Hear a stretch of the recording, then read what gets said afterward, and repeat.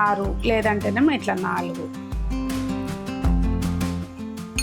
సింపుల్గా అయిపోద్దండి, టేస్టీగా ఉంటుంది. మసాజ్ చేసేసుకోవాలన్నమాట. ఆహా ఏమి రుచి అనరామై మరచి రోజు తిన్నా మరి మోజే తీరనిది.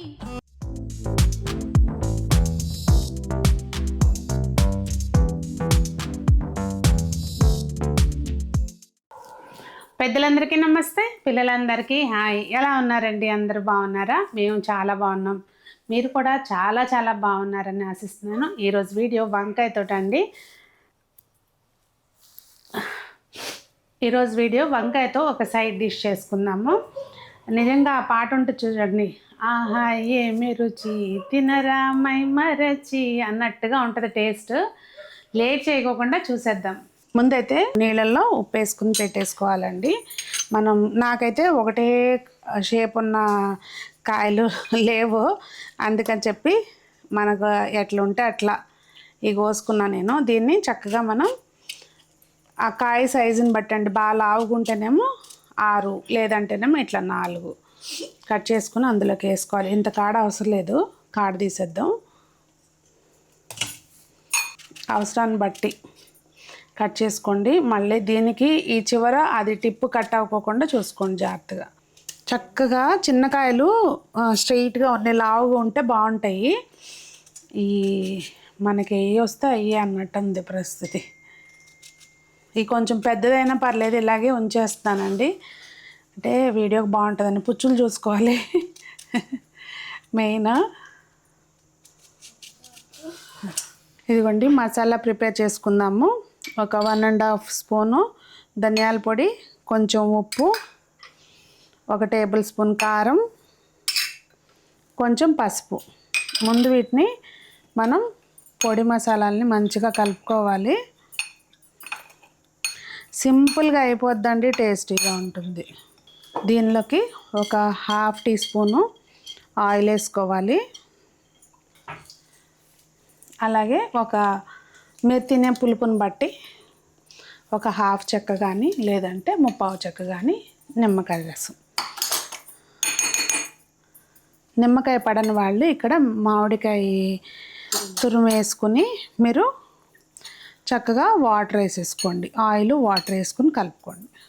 ఇప్పుడు ఈ ముక్కలు మనం కట్ చేసి వాటర్లో వేసుకున్నాం కదండి, దీనికి మంచిగా మసాజ్ చేసేసుకోవాలన్నమాట. ప్రాపర్గా చక్కగా మధ్యలో పట్టించి మంచిగా ఇట్లా చూస్తున్నారా, ఈ మసాలా పట్టించడంలోనే టేస్ట్ అనేది ఉంటుంది.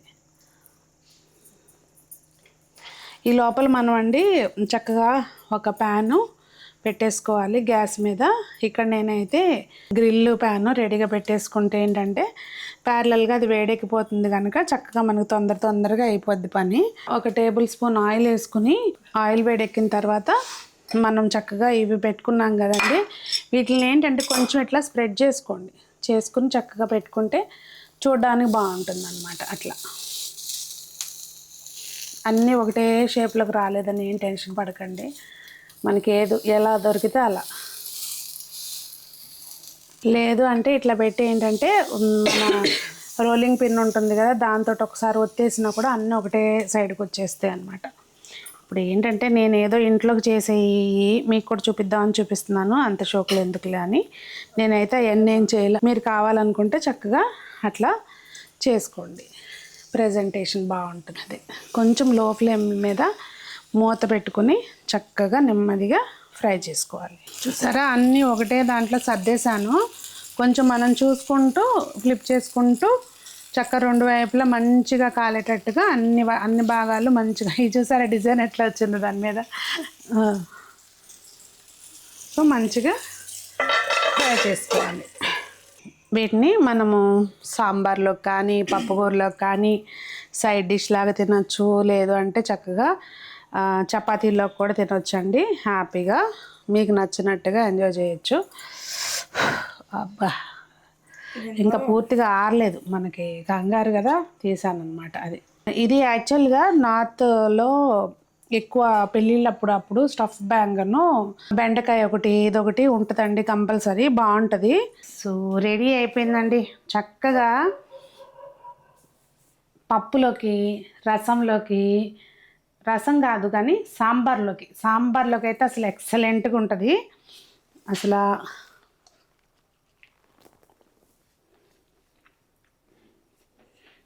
ఇవన్నీ ఏమీ కాకుండా ఇలా ఉట్టిది కూడా తినేయచ్చు అనమాట.